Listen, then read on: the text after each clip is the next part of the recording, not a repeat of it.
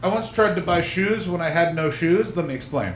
I was bike riding while wearing flip-flops, a real maneuver. And the Lord, and some, I don't believe in God, but a God I don't believe in punished me for wearing flip-flops while riding a bike.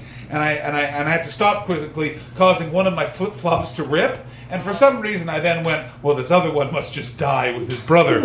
So I'm like, I better buy some shoes.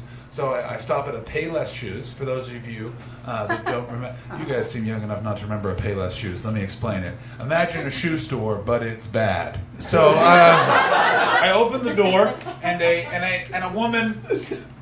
You've all dealt with this type of person. She had a real fat head, but a thin body, and immediately you're like, what side are you on? And she immediately goes, no shoes, no service. And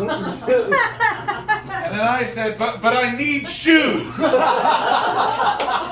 her response, it has stayed with me lo these many years. Well, then why are you here? And I motioned around her, and she went, oh yeah. I bring me a size 13, just some tennis shoes or whatever, the cheapest ones you got. And she went, all right, but just this one time.